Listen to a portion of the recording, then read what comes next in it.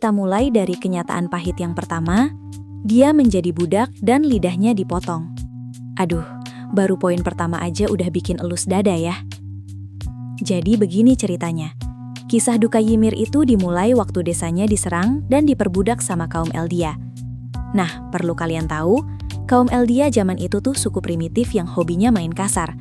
Mereka suka menjarah bangsa lawan, membunuh tawanan, dan yang paling tega, mereka memotong lidah orang-orang yang dibiarkan hidup. Bayangin deh, orang tua Ymir terbunuh dalam serangan itu. Ymir yang malang akhirnya jadi budak, dan sama kayak penyintas lainnya, lidah Ymir juga ikut dipotong. Sedih banget kan? Mau minta tolong nggak bisa, mau curhat apalagi. Bener-bener definisi sakitnya tuh di sini, tapi nggak bisa diungkapkan pakai kata-kata. Nah, teman-teman, masuk ke realita pahit kedua yang benar-benar bikin geleng-geleng kepala. Bayangkan, Ymir ini niatnya baik, pengen bebasin babi-babi dari kandang. Malah bikin majikannya darah tinggi. Pas ditanya siapa pelakunya, budak-budak lain malah kompak jadi cepu dan numbalin Ymir. Jahat banget ya, padahal kan bisa dibicarakan baik-baik sambil ngopi. Bukannya dimaafin, dia malah dibebaskan cuma buat diburu sebagai hiburan. Pas lagi lari ketakutan, Ymir tersandung dan masuk ke dalam pohon raksasa. Di sana dia jatuh ke kolam berisi cairan aneh, lalu menyatu sama makhluk misterius yang kasih dia kekuatan para titan. Bukannya jadi pahlawan super yang hidup enak, kekuatan ini justru jadi awal kehancuran hidupnya. Nah, kita lanjut ke kenyataan pahit yang ketiga nih, yang kalau dipikir-pikir kok ya bikin gemes sendiri. Ymir ini ternyata jatuh cinta dengan pelaku kekerasan, dan malah dijadikan senjata pemusnah massal. Aduh, seleranya agak red flag ya.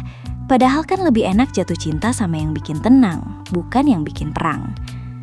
Setelah dia dapat kekuatan para titan yang luar biasa itu, Ymir malah dapat restu dari Raja Fritz. Tapi ya gitu, restunya bukan buat bahagia-bahagiaan, melainkan buat jadi pelayan setia dalam segala hal. Dia bantuin peradaban Eldia jadi maju pesat, tapi di sisi lain, dia juga dipaksa buat memusnahkan semua musuh Raja Fritz. Masuk ke kenyataan pahit yang keempat nih. Duh, bener-bener definisi cinta itu buta, tapi versi yang bikin sesak dada. Bayangkan, dia mengorbankan hidupnya untuk seorang pria yang hanya memanfaatkannya. Yah, siapa lagi kalau bukan Raja Fritz? Gara-gara kekejaman sang raja, musuhnya jadi bertebaran di mana-mana. Nah, ada satu insiden yang akhirnya mengubah sejarah dunia dan kekaisaran Eldia selamanya. Jadi, pas ada sekelompok tentara Marley yang dibawa ke hadapan Fritz, tiba-tiba ada satu orang yang nekat mau mengakhiri hidup sang raja pakai tombak persembunyi. Bukannya membiarkan si raja kena batunya, Ymir malah pasang badan. Aduh, Ymir, kok ia seleranya red flag banget? Sudah tahu dimanfaatkan masih saja dibela. Nah, masuk ke kenyataan pahit yang kelima nih, yang jujur bikin bulu kuduk merinding sekaligus sedih banget. Tubuhnya dimakan oleh anak-anak perempuannya. Aduh, bayanginnya aja udah bikin nafsu makan hilang seketika ya. Bayangin deh, King Fritz ini memang gak ada obatnya. Bukannya sedih pas Ymir meninggal, dia malah pusing karena takut kehilangan senjata terkuatnya. Egois banget kan? Akhirnya, saking gak mau rugi, dia memaksa putri-putrinya untuk memakan jasad Ymir supaya kekuatan Titan itu gak hilang. Tapi ternyata itu belum cukup buat si raja ini. Dia memerintahkan mereka untuk terus punya anak, lalu setelah mereka meninggal, tulang belakang mereka harus dimakan lagi oleh keturunannya. Nah, dari siklus yang agak lain inilah, akhirnya tercipta 9 titan yang kita kenal sekarang. Nah, lanjut ke kenyataan pahit yang keenam nih, yang kalau dipikir-pikir kok ya warisannya bukan tanah atau emas, tapi malah beban pikiran. Keturunannya mewarisi kutukannya. Duh, bener-bener definisi warisan yang gak pengen kita terima ya. Jadi begini, setelah Ymir mendapatkan kekuatan raksasa itu, ternyata dia cuma bisa bertahan hidup selama 13 tahun saja.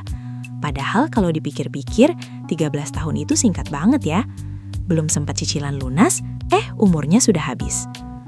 Tapi yang lebih bikin nyesek, Kematiannya yang terlalu cepat ini punya efek domino yang luar biasa. Semua keturunannya, alias para pewaris 9 Titan, akhirnya kena getahnya dan jatuh di bawah kutukan Ymir. Mereka semua cuma bisa bertahan hidup maksimal 13 tahun setelah menerima kekuatan mereka. Bayangin, baru juga mau menikmati jadi orang kuat, sudah ada tanggal kedaluarsanya. Tragis banget kan? Aduh, kita masuk ke kenyataan pahit yang ke-7 nih, yang benar-benar bikin kita pengen kasih peluk online buat Ymir. Dia terperangkap di dalam jalan setelah kematian. Sebaliknya, dia malah terjebak di tanah tak dikenal tempat koordinat berada, alias titik temu jalur yang menghubungkan semua bangsa Eldia. Di sana, dia bukannya rebahan, tapi malah terus menuruti kemauan keturunannya tanpa henti. Dia harus terus-menerus menciptakan Titan sesuai kehendak mereka. Duh, benar-benar definisi kerja lembur bagai kuda, tapi nggak ada tanggal merahnya sama sekali. Nah, kita masuk ke kenyataan pahit yang ke-8 nih. Bayangkan, Ymir baru benar-benar terbebas dari cinta beracun alias toxic relationship-nya setelah peristiwa gemuruh atau rumbling itu terjadi. Duh, lama banget ya. Kalau nunggu jemputan ojol selama itu, mungkin kita sudah jadi fosil. Ceritanya, selama arc perang untuk Paradis, Ymir akhirnya setuju buat bantuin Eren. Eren itu manis banget. Dia bilang ke Ymir kalau dia itu manusia yang punya pilihan sendiri. Akhirnya, Ymir lebih milih Eren daripada saudaranya. Peristiwa rumbling ini memang dampaknya dahsyat banget ke seluruh dunia. Tapi ada momen nyesek sekaligus mengharukan saat Ymir melihat Eren dan Mikasa bersama. Disitulah dia dapat pencerahan tentang hubungannya sendiri yang kelam dengan Raja Fritz. Akhirnya, dia pun terbebas dari rasa cintanya yang beracun itu kepada pria yang cuma mempergunakannya saja. Meski begitu, dia tetap gak bisa menahan diri buat membayangkan masa depan yang lebih baik, masa depan di mana dia membiarkan pria jahat itu mati duluan. Benar-benar definisi terlambat, tapi ya sudahlah ya. Duh, sampai di poin ke-9 ini rasanya makin berat ya. Kayak nahan rindu tapi nggak disapa balik. Realita pahitnya adalah keturunannya sangat dianiaya karena tindakannya. Sebenarnya Ymir ini niatnya mungkin baik dan dia cuma korban keadaan. Tapi ya gitu, karena dia terlalu nurut dan terjebak hubungan toksik sama Raja Fritz, bangsa Eldia malah dibawa ke jalan yang rusak parah. Memang sih, dari dulu bangsa Eldia itu sudah terkenal galak dan kejam. Tapi bayangin deh, tanpa kekuatan Ymir, si Raja Fritz itu nggak bakal punya kekuasaan sengeri itu.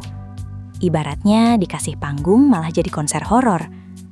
Gara-gara kepatuhan Ymir yang kelewat batas, kaum Eldia malah berubah jadi monster. Sejarah berdarah mereka nggak berhenti-berhenti. Bahkan sampai penguasa ke-145, Raja Karl Fritz, milih buat ngumpet ke Pulau Paradis dan membiarkan negaranya hancur. Nah, kita sampai di kenyataan pahit yang terakhir, yaitu yang ke-10. Dia tercatat dalam sejarah sebagai iblis dan dewi. Mungkin sulit dipercaya, tapi meski ia sebenarnya hanyalah seorang budak yang hampir tak punya kemauan sendiri, dunia justru mencatat nama Ymir dengan dua wajah yang sangat berbeda. Bagi bangsa Eldia, mereka begitu meromantiskan kisahnya. Mereka memujanya, menghormati jejak langkasnya seolah-olah dia adalah dewi yang turun dari langit. Namun di sisi lain, bangsa Marley justru menanamkan kebencian. Mereka mengeklaim bahwa Ymir telah membuat perjanjian dengan iblis demi mendapatkan kekuatannya. Tapi tahukah kalian, pada akhirnya dia bukanlah keduanya. Ymir bukanlah dewi yang agung, bukan pula iblis yang kejam. Dia hanyalah seorang gadis kecil yang malang dan sengsara. Seorang jiwa yang terjebak oleh pria yang haus kekuasaan, lalu terbelenggu oleh takdir yang begitu pedih, dan kekuatan besar yang jauh melampaui kehendak kecilnya. Terima kasih ya sudah mendengarkan potongan kisah yang menyentuh hati ini sampai selesai. Kalau kamu merasa video ini bermanfaat, atau ingin berdiskusi lebih dalam tentang kisah-kisah lainnya, jangan lupa luangkan waktu sejenak untuk klik tombol subscribe dan nyalakan loncengnya. Sampai jumpa di video berikutnya. Dadah semuanya!